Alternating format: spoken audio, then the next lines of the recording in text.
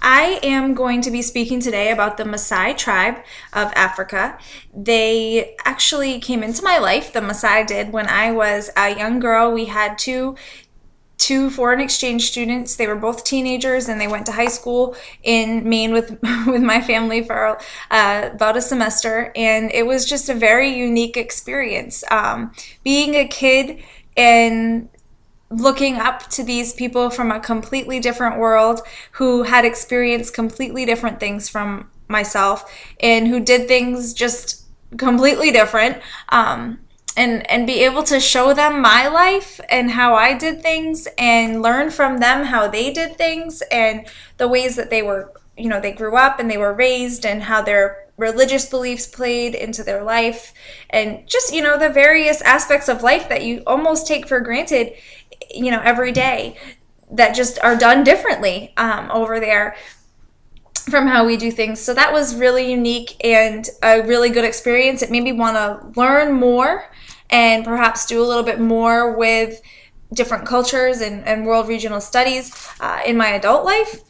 When I graduated from high school, I went to college for a little bit where there was not much diversity at the University of Maine in Orono. And then when I got out of there, I decided to go work for the congressional unit, the Immigrant Visa Division at the Department of State. So I got to work hand in hand with people from all over the world, from all different cultures, and I actually became great friends with a Maasai woman who was working for the Department of State in the U.S. as a translator, and she actually became one of my most dear friends. We are still friends now, even though she's back in Kenya, and she taught me more about the adult aspect, the things I didn't really learn when I was a kid from our roommates when they came over to stay with our family. So it was wonderful to get to see the aspects of it that maybe I didn't understand or I was too young to understand when we had our foreign exchange students. She taught me all about how they raise their kids and how they believe marriage should be, to how they build their houses and the responsibilities of each gender. And just, made me really want to delve deeper into their society and kind of learn more from them. And at the same time, it was a real blessing to be able to share with her my culture and how I did things and what my religion was and how we raise our kids in the United States, and talk to her on a level that wasn't judgmental or hurtful and just very open. And we learned so much from each other. It was a really invaluable experience, and I'll never, ever forget her. So let's get a little bit deeper into the Maasai society. The Maasai live in southern Kenya and northern Tanzania along the Great Rift Valley. They take up about 160 square kilometers, and they have a population of about 500,000 people in that land area. They're semi-nomadic people, so they travel around. They bring their food with them, which is their cattle and their other crops. They typically rely on only their livestock as food because they don't stay in one place very long. They cannot really grow food, so they do trade their livestock for food. We'll get more into that in a little bit. They live in kraals, which are neighborhoods. I would equate them to neighborhoods in the United States. They usually are occupied by extended families, so aunts, uncles, cousins, brothers, sisters, brother-in-laws, grandparents, all of that. They're oval shaped, and they have a big wide fence around the outside to protect them from having lions and other predators eat their cattle and their livestock. They also raise goats and sheep and chickens. So for those to get attacked or eaten by a wild animal would really put a detriment to their food supply. The houses are called inkajijiks, which are made of mud, sticks, grass, and cow excrement. So nothing goes to waste in their society. According to the Maasai Association website in their article, I found that women do construct most of the houses as well as the kraals and the fences that go along with them. So women don't have it very easy over there. They definitely put in a lot of hard work. Women are also responsible for milking the cows, for gathering the food, cooking the food, taking care of the children, collecting firewood, and supplying the water to the whole kraal. So if there's a kraal and perhaps only one or two women will supply the water, the food, build the houses, and everything for all of those people. So they definitely don't get a lot of free time. The men of the Maasai are warriors in strictly that. They protect the kraal, they protect the family, they protect the livestock, and they also game hunt. So if there's a supply shortage of a specific type of food or meat, they'll go and try to find something that will supplement their diet out in the wild.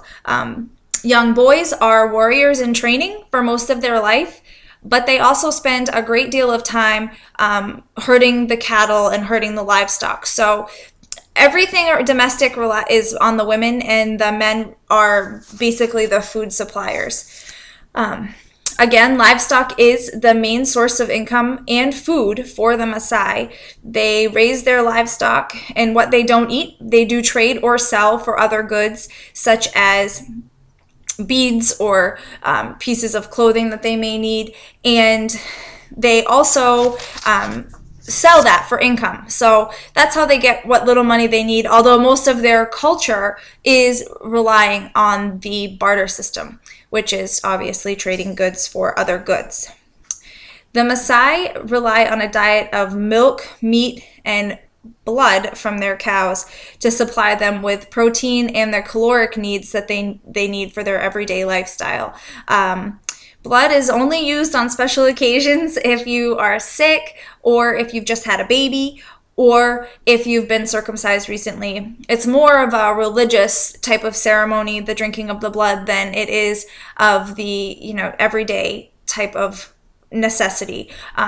Most people, they actually believe that the Maasai drink blood and they're these brutal warriors, and there's been rumors of them being cannibalists, but none of that comes up in any research or my personal experience. So it's not true. None of that is true. They drink blood on special occasions as we would drink wine at a church or a first communion. It's basically the same thing.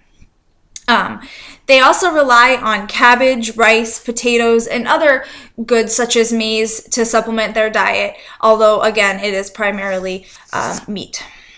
According to the Kenya information page, their normal dress is animal skins and red sheets wrapped around their bodies in various patterns, similar to a toga of the Greek culture.